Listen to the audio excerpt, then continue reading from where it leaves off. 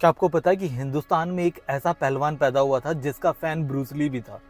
उसकी हाइट बस 5 feet 8 inch थी, पर उन्होंने 1200 किलो का पत्थर उठा दिया था। इन्हें द ग्रेट गामा पहलवान के नाम से जाना जाता है। गामा पहलवान ने पत्थर के डंबल से बॉडी बनाई थी।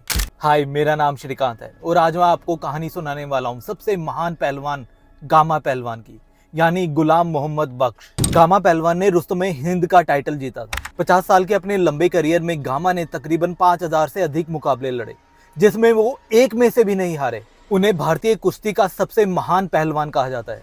वह रोजाना 15 लीटर दूध, 3 किलो मक्खन, 2 kilo mutton, 6 kilo chicken, 9 kilogram बादाम और 3 टोकरी फलों का सेवन करते थे। साल 1910 तक गामा ने हिंदुस्तान के सारे पहलवानों को हरा दिया था और बाद में रुस्तमे हिंद का खिताब जीता।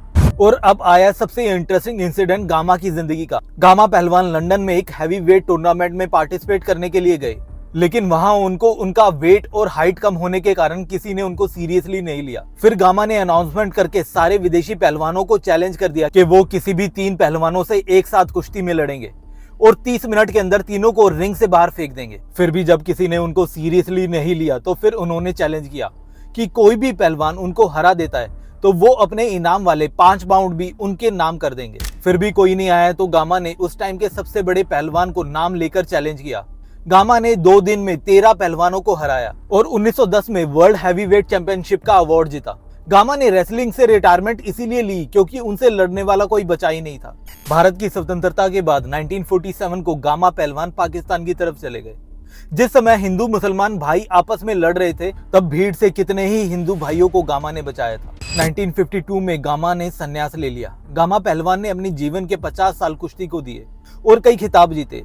ऐसा बताया जाता कि उनके जीवन का अंतिम समय काफी तंगी से गुजरा। गामा पहलवान की मृत्यु 23 मई 1960 को लाहौर के पाकिस्तान में हुई। वे काफी समय से बीमार थे। World famous Bruce Lee Gama पहलवान के बहुत बड़े फैन थे। वे डेली अखबार में उन पर लिखे हुए आर्टिकल्स को पढ़ा करते थे कि किस तरह गामा पहलवान वर्ल्ड चैंपियन बने। यहाँ तक कि ब्रूस ली ने दंड बैठक लगाना भी गामा को देखकर ही सीखा था। है ना अद्भुत? ऐसी और अद्भुत कहानियां जानने के लिए मेरे चैनल को सब्सक्राइब करें।